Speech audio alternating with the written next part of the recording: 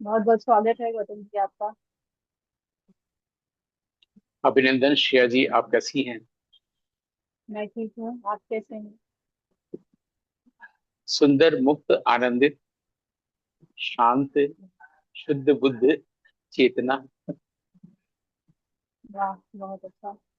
गौतम जी, आज हम लोग जो बातचीत करेंगे वो हाँ। जो भारतीय दृष्टि से जो स्पीच फॉर्मेशन के बारे में कहा गया है उस पर हम बात करेंगे कि जैसे कि हमारी बातचीत में भी पहले ये आया कि चार स्टेजेस हैं वाक के: परा, पश्चंती, मध्यमा और वैखरी।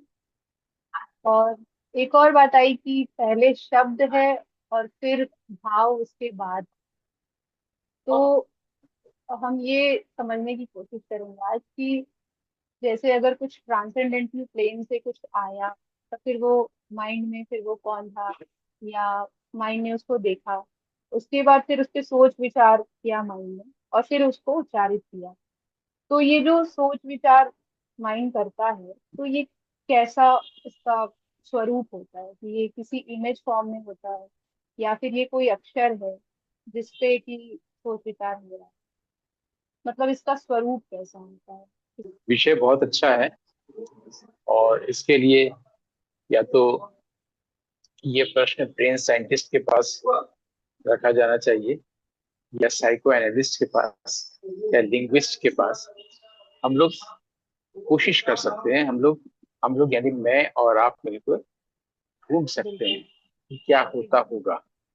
हम्म। जो सामान्य जानकारियां हमें दी हुई हैं, जैसे कि हमारे ब्रेन के बारे में थोड़ी सी जानकारी जो आमतौर पर सभी लोग जानते हैं कि नियोकॉर्टेक्स जैसी कोई चीज होती है, और वहां पर कुछ ऐसा सिस्टम है जहाँ पर दो बहुत इंपॉर्टेंट पॉइंट होते हैं। एक होता है हिप्पोकैम्पस और एक होता है एमिगडाला। हिप्पोकैम्पस से हम चीजों को पहचानते हैं और अपने घर से जब बाहर निकलते हैं तो अपने घर में लौटते हैं, किसी और के घर में नहीं। और एमिगडाला जो है वो हमारे टेस्ट को बताता है कि अगर हम कोई सब्जी खा रहे हैं तो इसमें नमक ज्यादा या कम तो नहीं हो गई है। ये दो चीज फंक्शन करता है, ये दो चीजों को आमतौर पर लोग जानते हैं। और ब्रेन से हमारे टंग का सीधा कनेक्शन होता है सारे नर्व्स के जरिए, जिसके आधार पर हम लोग कहते हैं कि हमारी स्पीच क्या है। जब वो ब्रेन और टंग के बीच में कोई न्यूरोलॉजिकल डिसऑर्डर हो जाता है तो उसको हम लोग की स्पीच में बहुत सारी प्रॉब्लम्स आ जाते हैं, तो उसके लिए स्पीच थेरेपी दी जाती है। कैसे थेरेपी से हम ठीक करें, तो सब कुछ न्यूरो साइंस की दुनिया में आता है। अब जहाँ तक हम लोग फिलोसॉफी की बात कर रहे थे, इंडियन फिलोसॉफी, तो वहाँ पर ये स्पीच के चार स्टेजेस बताए गए हैं। तो इसमें जो भाव है, फिर शब्द है, या शब्द है फिर भाव है, तो उसमें हम लोग इतना ही गौर कर सकते हैं कि शब्द और भाव एक ही चीज है। वो पहले है, एक्सप्रेशन बाद में। हमारे भीतर जो कोई भी फीलिंग आती है उसको हम लोग एक्सप्रेस करते हैं। तो एक्सप्रेशन से भी पता चल सकता है, हमारे जेस्चर से भी पता चल सकता है, और हमारे उच्चारित शब्दों से भी पता चल सकता है। उच्चारित शब्दों की हम लोग बात कर रहे हैं, तो उसे जो चार स्टेजेस आपने कहा है उसमें उसको वैखरी कहते हैं। वैखरी मतलब जो स्पोकन लैंग्वेज प्लस साउंड, इस तरह से जो हमारा वाक बनता है, तो वो वैखरी वाक है। उसके पहले के जो तीन स्टेजेस हैं, वो कहा गया है कि वो गुफा में छुपे होते हैं, उसको हम लोग नहीं जान पाते हैं। लेकिन अगर हम लोग कैसे जाने, इसका अप्रोच भी ऐसे ही हो सकते जो अभी आपने बोला, हम सोच विचार कैसे करते हैं। इसके लिए एक शब्द आता है माइंड, एक शब्द आता है सोच विचार यानी कि थिंकिंग। हम्म। तो ये भी हम सब लोग इन जनरल जानते हैं कि थॉट जो है, थिंकिंग, उसी को माइंड कहते हैं। माइंड में थॉट्स होते हैं। और हम लोग देखते हैं कि इंडियन फिलोसॉफी ये बताता है कि थॉट के रूप में जो माइंड है वही ईगो है, और वो सिर्फ पास्ट में ही फंक्शन कर सकता है। फंक्शन करता है प्रेजेंट में, लेकिन उसके बारे में ही बात करता है, तो वो है पास्ट। उसके पास सिर्फ पास्ट है, पास्ट के बारे में हमें बता सकता है। तो उसमें ये पता चलता है कि जो पास्ट है, जो टाइम है, जो माइंड है, और जो ईगो है, और जो इंटेलेक्ट है, ये सब एक ही चीज है। ये हमें फिलोसॉफी बताता है कि अगर हमने कोई चीज बोला तो उसके पीछे सोचना है, सोच के ही बोला। जो बहुत फास्ट है, जिसके तरफ हमने अटेंशन दिया नहीं, और जो भीतर सोच बनी वही बोला। तो वो जो सोचना है, उसमें हमेशा उस थॉट में पास रहता है। और वैसे भी पाया गया कि फिजिक्स के लेवल पर थॉट एक मेटीरियल प्रोसेस है। वो मैटर के अलावा कुछ और चीज नहीं है, वो मैटर है। और वो अपनी एनर्जी पास्ट से लेता है। पास्ट के बारे में ही सोचना, पास्ट के बारे में ही बताना, और हमें पास्ट में ले जाना, और उसी को माइंड कहा गया है। भारतीय दर्शन ये भी कहता है कि जो एक शब्द है हिंदी में, मानस या मनस्तत्व, वो बहुत इंपॉर्टेंट पॉजिटिव चीज है। वहां पर माइंड को इस तरह से बुराई नहीं देखा गया कि वो अहंकार है और हमें उससे बचना चाहिए। बल्कि यजुर्वेद में एक सूक्त है, शिव संकल्प सूक्त, वो बताता है इसी माइंड के बारे में कि माइंड हमें कहाँ कहाँ ले जाता है। जो चीज हमने जो चीज हम सोच भी नहीं सकते वहां तक ले जाता है। अपार्टमेंट में अगर मेरा फ्लैट है, फ्लैट के कमरे में माइंड है, ऊंट को लेके चला आता है, जेबरा को लेके आता है, और उसको हम लोग स्वप्न में देखते हैं। जबकि सभी जानते हैं कि एक फ्लैट के कमरे में हाथी और ऊंट आ ही नहीं सकते।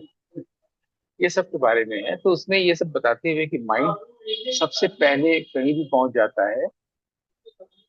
मन जहां पर पहुंचने से पहले हम अभी सोचना शुरू भी नहीं करते। तो हर हर लाइन के बाद यह आया है कि ऐसा मन मेरा शिव संकल्प वाला हो।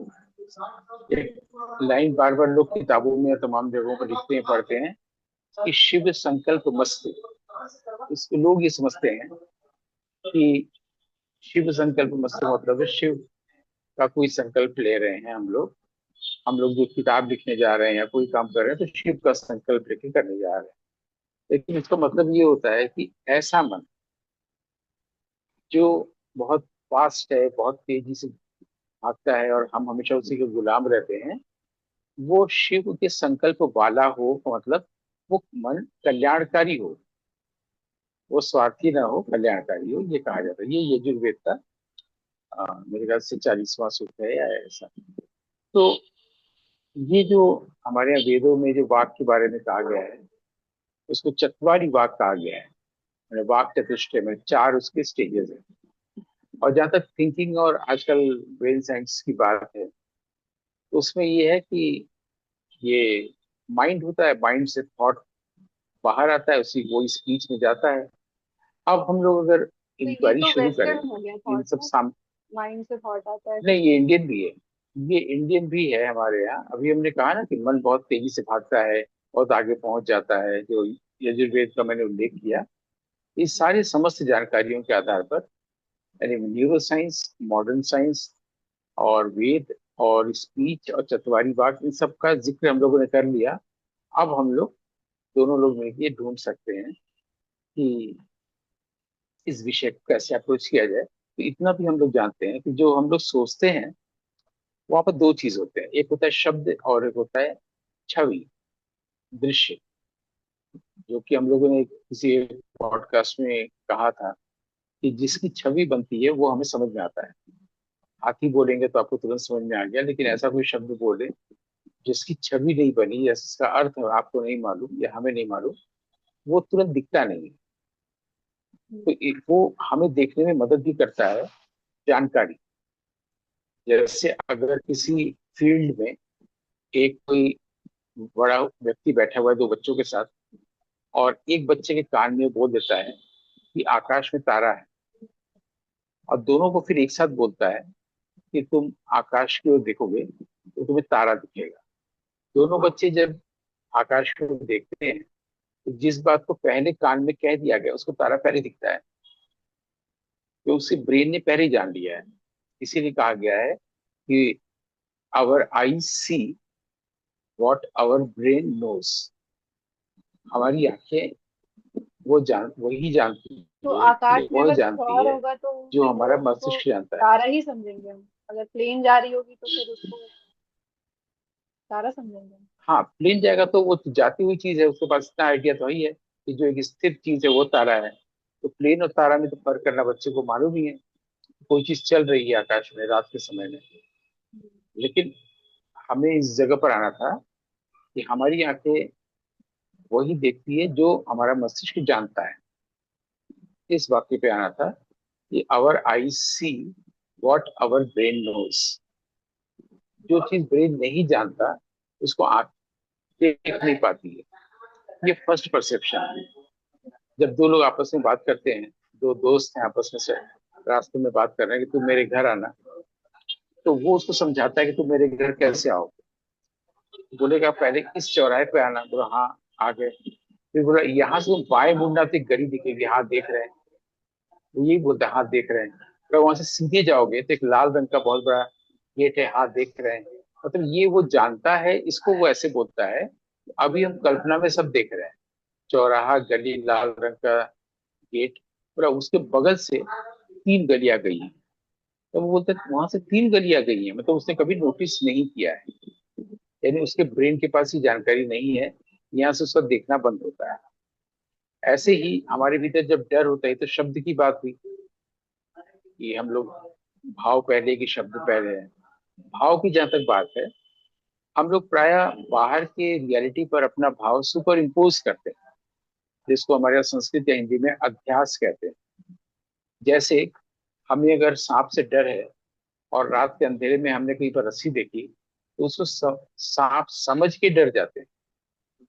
तो हमने अपने माइंड को सुपर इम्पोज कर दिया बाहर की रियलिटी पर। और हमारे यहाँ इंडियन फिलोसॉफी में कहा गया है कि बाहर जो भी वर्ल्ड है, जगत है, उसमें हर इंसान अपना माइंड सुपर इम्पोज करता है और अपना एक वर्ल्ड तैयार करता है जो संसार है। उसी में उसके सुख दुख है और डर है। तो आपने देखा कि आपने जो एक विषय स्टार्ट किया था, उस विषय को कितना बड़ा कर दिया गया है, कितने उसके फलक, कितने एस्पेक्ट्स आ गए, है हम्म। ना। अब इसको सुनने के बाद आपके मन में क्या जिज्ञासा या प्रश्न हो रही है, क्योंकि शायद लैंग्वेज को लेकर आपको आपको फोकस करना होता है, तो यहाँ पर आप किस विषय पर, किस प्रश्न पर स्पेसिफिकली टू दी पॉइंट आना चाहती हैं, वो आप बताइए। मेरा ये कहना है कि जब भाषा, जब हम बोलते हैं किसी से, तो जैसा कि अभी आपने कहा हम्म, कि माइंड में कुछ आता है तभी वो मतलब रस्सी को सांप समझ ली। तो कुछ भी अगर इंफॉर्मेशन आ रही है हम्म, तो भारतीय दृष्टि से अगर उसको हम देखेंगे तो क्या हर इंफॉर्मेशन उस स्टेज को, उस स्टेज से होते हुए आ रही है जो चार स्टेजेस बताए हैं? या फिर जो माइंड लिमिट कर देता है और बार बार वही इंफॉर्मेशन आती रहती है और फिर हम उसको वो स्टेजेस में जा नहीं पाते? हाँ, ये बहुत अच्छा सवाल है। और सचमुच में इसी सवाल पर हम लोग को रहना चाहिए, थोड़ा सा भी इधर उधर नहीं जाना चाहिए। तभी हम लोग बहुत अच्छी जगह तक पहुंच सकते हैं, अच्छे निकष तक पहुंच सकते हैं। कि एक तो कहीं से इंफॉर्मेशन आ रही है वाली बात है, और एक होता है कि हम लोग जो सोच विचार करते हैं, चलते हैं, वो माइंड आधारित होता है। माइंड के पास जो कुछ भी दुनिया है, उसी माइंड के आधार पर आदमी सोच विचार करता है, और उसका सारा बिहेवियर उसी पर फोकस रहता है। अगर तो मुझे कहना स्टार्टिंग है में जो कि कोई इंफॉर्मेशन अभी अगर चाय आई पीने होगी। का मन कर रहा है, नहीं यार, वो इंफॉर्मेशन हम लोग रिसीव नहीं कर पाते हैं। वही इसी बात पर तो आ रहे हैं कि हम लोग चूंकि माइंड तक सीमित हो जाते हैं, या माइंड ने हमारी पर्सनैलिटी को सीमित कर दिया है, तो हम लोग ये समझ नहीं पाते हैं कि हमारी हमारी पर्सनैलिटी बहुत बड़ी है, जो एक सीमित नहीं है। क्योंकि हम लोग, हर कोई फ्रीडम चाह रहा है, हर कोई दुख चाह रहा है। उसको कोई भी चीज लगता है कि मेरे ऊपर इम्पोज किया गया है, मेरी फ्रीडम खत्म हो जा रही है, मुझे भी गाना बोलने का मन है या गाना गाने का मन है। अब मुझे कहा जा रहा है कि तुम ये सब्जी बनाओ या तुम ये चीज पढ़ो, तो मेरा मन नहीं कर रहा है। ये मेरे ख्याल से हर इंसान के साथ प्राय पलों में ही ऐसा है। वो जो करना चाहता है वो कर नहीं पा रहा है। वो जो करना चाहता है ये डिजायर माइंड हमें दे रहा है, क्योंकि जो थॉट है वो डिजायर है। और हमने किसी एक पॉडकास्ट में ये इशारा किया था कि जब हम अपने किसी दोस्त से मिलने जाते हैं, बॉयफ्रेंड या गर्लफ्रेंड, तो उस दिन बहुत उत्तेजना में होते हैं, बहुत खुश होते हैं। और जिस मोमेंट में हम मिलते हैं उस वक्त हम बहुत खुश होते हैं। उसका कारण ये होता है, उसका साइंस ये है कि उस वक्त हमारे पास वो डिजायर नहीं रहती। पहले डिजायर उसे मिलने की, जब मिल रहे हैं तो डिजायर नहीं है। जब डिजायर नहीं है तो वो जो खुशी है वो उसका झरना हमारे भीतर है, जिसको डिजायर ने ऑब्स्ट्रक्ट कर रखा था। वो डिजायर जैसे ही हट जाता है, झरने का फ्लो भीतर से बाहर आने लगता है। उसको हम लोग कहते हैं कि हम बहुत खुश हुए, आपसे मिलके बहुत खुशी हुई। दरअसल आपसे मिलके नहीं हुई, वो जो भीतर हमारे हमारे ऑब्स्ट्रक्शन था वो हट गया। इस साइंस को समझ ले अगर, तो आदमी हर पल खुश रह सकता है। उसके पास उदासी नहीं होगी, उसके पास डिमेंशिया नहीं होगा, उसका कोई न्यूरोलॉजिकल डिसऑर्डर नहीं होगा, उसके पास कोई डिप्रेशन गौतम जी, नहीं यहाँ होगा, पे जो हम कोई इंसान दुनिया में डिजायर सुसाइड कह नहीं रहे हैं, करेगा। वो डिजायर जो है वो थॉट जब होगा, डिजायर के पहले वो थॉट होगा, तो वो जो थॉट की इंफॉर्मेशन आई होगी वो पहले तो कभी ट्रांसेंडेंटल प्लेन से आई होगी। ये दोनों अलग अलग विषय हैं। एक माइंड से कोई चीज आई जिसको थॉट कहते हैं, और हमने डिजायर किया और हमने किया, बिहेवियर हुआ। तो माइंड जहां से ये ले रहा है, जहां से इंफॉर्मेशन हमें दे रहा है, वो है मेमोरी। वो बैंक है, वो ऐसा ट्रेजर है माइंड का, ऐसा ऐसा कोष जहाँ पर वो बहुत खुश है कि मेरे पास इतनी धन संपदा है। और वो मेमोरी में इम्प्रेशंस भरे पड़े हैं हमारे पास्ट के, जो इस लाइफ के भी हैं, और जब से मनुष्य बना है तब तक के सारी इंप्रेशंस उस मेमोरी में है। माइंड वहां से थॉट लेता है। माइंड जो कुछ भी इंफॉर्मेशन ले रहा है उसको हम थॉट कह रहे हैं। यानी पहले मेमोरी बैंक, जहाँ सारी इंप्रेशन स्टोर हाउस, वहां से कोई एक थॉट आया। वो थॉट से हमारा एक्शन हुआ, बिहेवियर हुआ। वो जब हो गया बाहर एक्सप्रेशन में, तो वो अनुभव कहलाया। और वो अनुभव हमारी मेमोरी में रीमेमोराइज हो गया, फिर से स्मृति में चला गया। तो memory, thought, action, experience, rememorise, thought, action, experience, rememorise, इस पूरे चक्र में आदमी ने अपने व्यक्तित्व को ढाल लिया है। और वो कहता है ये मैं, mind, thought, action, experience, mind. अब इसके वजह से जिस झरने की मैंने बात की, जिस आनंद की बात की, वो बाहर व्यक्त ही नहीं हो पा रहा है। वो योगी का, संत महात्माओं का व्यक्त होता है। और ये जो माइंड है ये सुनता है कि चार प्रकार के वाक होते हैं, वेद होता है। जो कुछ भी सुनता है उसको अपने माइंड में ट्रांसलेट कर लेता है।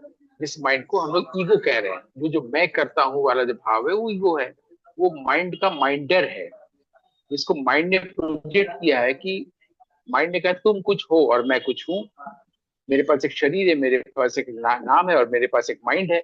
दरअसल ये जो प्रोजेक्शन है, ये हमारे पास जो सेंस है, सेंस ऑफ बीइंग, कोई है अस्तित्व, वो माइंड ने दिया है। माइंड ने गलतफहमी दे दिया है, उसे क्रिएट कर दिया एक माइंडर, जबकि माइंडर एग्जिस्ट ही नहीं करता है। तो माइंडर बोलता है। अब माइंडर जो है, ईगो हम उसको कह रहे हैं, उसको हमने नाम दिया। फिलहाल हम लोग की बातचीत साफ हो इसलिए ईगो को हमने माइंडर कहा। ठीक है।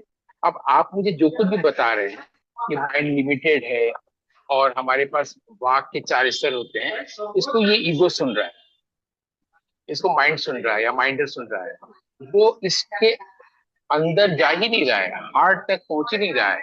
वो इसमें आकर के लग के वो इसको और मजबूत कर दे रहा है। दीवार मजबूत हो जा रही है, ईगो की मजबूत दीवार हो जा रही है। अब ईगो कह रहा है कि देखो मैं ये भी जानता हूँ। फिर आप एक ऋषि हैं, आपने रियलाइज किया सेल्फ को, आप ईश्वर हैं।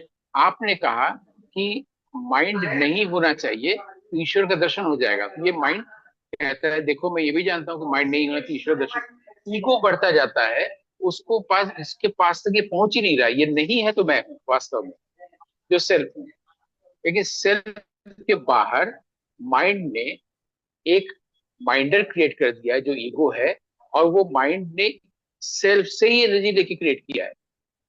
तो इंसान का पूरा काम सिर्फ ये है कि वो इसको हटा दे, और वो जो परावाक है जहाँ से पश्चिमी वाक में रिफ्लेक्ट करता है कोई इंफॉर्मेशन, और फिर पश्चिमी वाक से मध्यमा वाक में आता है, जहाँ पर हम सोच विचार कर सकते हैं और फिर उसको व्यक्त कर सकते हैं, उस भाव को, उस शब्द को, उस कलर को, उस आर्ट को, उस आइडिया को। वो तब दुनिया के पास एक्सप्रेशन में जाएगा तो वो मौलिक माना जाएगा। वो कहा जाएगा कोई ऋषि कह रहा है, कोई योगी कह रहा है। लेकिन वो हो ही नहीं पाता है, क्योंकि उस ऋषि ऋषि मन और ईगो मन और फिर बाहर संसार, तो ये जो ईगो मन है, माइंडर है, उसी का नाम है जीव। जीव और फिर माने या जीवात्मा, बाहर जगत और ईश्वर, तीन चीज है। जीव, जगत और जगदीश्वर, तीन। तो होता क्या है कि जगत और जगदीश्वर के बीच में ये जो जीव है, वो जगदीश्वर की बात से कोई इंफॉर्मेशन जो उसको कहा जा रहा है भले के लिए, सुनो हमारी बात, सुनो जरा, तो वो सुनता ही नहीं है। वो क्या करता है, खुद में उसमें अनुवाद कर देता है और बोलता है देखो मैं ये भी जानता हूँ, तो उसकी ईगो बड़ा होता जाता है। इससे बहुत सारे साधु महात्मा के चोले में ऐसे लोग हैं जिसका ईगो बड़ा है। ईगो ज्यादा होने से ही दुख होगा। तो फिर उसका पाखंड सामने आता है, हम लोग कहते हैं देखो ये बाबा तो पाखंड ही निकला। तो हम लोग के अंदर ये अपने आप एक फिनोमिनन बन गया है, एक फंक्शनिंग बन गई है, एक आदत हो गई है कि हम माइंडर माइंड की बात मानता है। माइंडर एग्जिस्ट ही नहीं करता, वो सिर्फ शेडो है, वास्तविक रूप से एग्जिस्ट नहीं करता है। अब इसको हटाए कैसे? तो माइंड कहता है हम लोग को, रुको मैं हटाता हूँ, देखो गीता में ये लिखा हुआ है, हम लोग ऐसा करते हैं तो ये माइंड हट जाएगा, हम लोग वैसा करते हैं तो माइंड हट जाएगा, हम लोग ऐसा करेंगे तो हम लोग पराभाग से आने वाली इंफॉर्मेशन रिसीव कर पाएंगे। ये माइंड धोखा दे रहा होता है। तो फिर आदमी क्या करे? ये यहाँ पर आके आदमी बिल्कुल असहाय है, वो करे क्या? वहां पर भी ये कहा गया है, बड़े लोगों ने हम लोग को सिखाया कि आप कुछ मत करिए, आप सिर्फ शांत हो जाइए, स्थिर हो जाइए बस। यानी भीतर से स्थिर और शांत। जैसे स्थिर और शांत होंगे तो बिल्कुल जैसे खेत के में क्यारी होती है, उसमें बड़ा सा पाइप होता है पानी का, उसमें कुछ चीज जम जाता है तो पानी बाहर नहीं आ पाता। वो जमा हुआ जो गंदगी है वो जैसे ही हटा, पानी भीतर से अपने आप आने लगता है। तो भीतर जो हमारे यहाँ आनंद है, सत्य है, और न जाने क्या क्या है, वो सब बाहर आने लगेगा। अभी वही आ रहा है जो माइंड से आ रहा है, जो हमें लिमिटेड करके रखा है। ये बात क्लियर हो गई है। तो यानी हम लोगों को सिर्फ शांत स्थिर रहना चाहिए, तब हम देख पाएंगे कि जो ईश्वर है, या जो इसको बराबर शब्द की सर्वश्रेष्ठ अवस्था, वो हर वक्त स्ट्रगल कर रहा है, हर वक्त हमसे जुड़ने के लिए तैयार है। हर वक्त वो चाहता है कि हमारे उसके बीच में लिंग्विस्टिकली एक डायलॉग हो। और हमने ब्लॉक करके रखा है, हम तुम्हें नहीं सुनेंगे क्योंकि हम जानते हैं, मैं सर्वज्ञ हूँ, मुझे सब आता है। ये जो ईगो है, उसको हटाने का, या अपने माइंड की इम्प्यूरिटीज को हटा, ताकि माइंड सही फंक्शन करे, उसमें उस पर रोशनी का, प्रकाश का सही रिफ्लेक्शन हो। इसके लिए कुछ नहीं करना है, सिर्फ माइंड स्थिर होना है। एक छोटी सी एग्जाम्पल दृष्टांत भी है कि जापान में दो तरह के ग्रुप थे, दो पेंटर्स थे, और वो कहते थे कि हम अच्छे हैं, वो कहते हम बेटर हैं। तो राजा ने तय किया ठीक है, मैं कल पेंटिंग देखने आऊंगा, जिसकी मुझे पेंटिंग अच्छी होगी मैं कह दूंगा ये श्रेष्ठ पेंटर है। जब वो राजा देखने गया, 24 घंटे का उनकी मोहलत दी कि तुम्हें पेंटिंग बना लेनी है। तो एक ने अपना पर्दा हटाया और देखा उनकी पेंटिंग बहुत खूबसूरत बनी है। तो बोला ये बहुत अच्छा है, फिर तुम अपना दिखाओ। दूसरा वाला सामने ही रहता था, उसने भी दिखाया, वो उससे ज्यादा अच्छा लग रहा था। दरअसल दूसरे वाले ने कहा अच्छा इसलिए ज्यादा लग रहा था कि उसने, पहले वाले ने रात भर पेंटिंग बनाई थी बहुत बड़ी दीवार पर, दूसरे वाले ने अपनी दीवार को सिर्फ साफ की थी। वो इतनी साफ हो गई थी कि पहले का ही रिफ्लेक्शन पड़ रहा था, तो और अच्छा लग रहा था। तो हम लोग को इसलिए मन की सफाई का काम दिया गया है कि मन को यदि साफ करें तो जो गॉड कॉन्शियसनेस है, जो प्योर कॉन्शियसनेस है, जो परावाक है, वो रिफ्लेक्ट करेगा। और वो इन्फॉर्मेशन जो भी आप कह रही हैं लैंग्वेज में आ सके, वो इन्फॉर्मेशन तब आ पाए। क्या हम इसको थोड़ा सा बोधगम्य या कॉम्प्रिहेंसिव बना सके हैं? आप बताइए। हाँ बिल्कुल, ये स्पष्ट हो गया कि माइंड से जो लिमिटेड इंफॉर्मेशन है, अगर उससे हमको आगे जाना है और कुछ अनलिमिटेड सोचना है या जानना है, तो अपने मन को स्थिर करना पड़ेगा, या मैं ये कहूँ कि माइंड को ही हटाना पड़ेगा और शांत रहना पड़ेगा। तब हम परावाक की स्टेज से कुछ जान पाएंगे, कुछ इंफॉर्मेशन दे पाएंगे, और फिर कुछ नया बोल पाएंगे। और इस विराम लेने से पहले हम लोग को ये भी ध्यान रखना है बराबर कि माइंड को कभी कंट्रोल नहीं किया जा सकता है। माइंड को कभी भी हम लोग वश में नहीं कर सकते हैं। हम लोग किसी तरह भी तरह से उसको स्थिर और शांत नहीं कर सकते हैं, क्योंकि जो करने वाला है वो खुद माइंड ही है। माने चोर कह रहा है हाँ। पुलिस को कि देखो चोर उधर है, और पुलिस चोर को पकड़ने जा रहा है, दरअसल चोर ही कह रहा है। तो समुद्र में जैसे हमेशा वेव्स आते ही रहेंगे, वो नेचुरल फिनोमिना है, वैसे ही माइंड में थॉट आते ही रहेंगे। हमें बस उन थॉट को अपने हृदय से नहीं लगाना है। माइंड है, समुद्र है, वेव्स आते रहे, हमसे क्या मतलब। फॉर एग्जाम्पल, जैसे मैंने आपको कुछ ऐसा कहा जो बहुत गुस्से में कहा, जो आपके लिए अब्यूजिंग हुआ, तो आप इसको कह सकते हैं कि आपने मुझे गाली दी, और आपका कोई भी रिएक्शन हो सकता है। या आप ऐसे भी कह सकते हैं कि आपने जो कहा उसको कान ने सुना, माइंड ने कहा कि ये अच्छी बात नहीं है, तो हमसे क्या मतलब।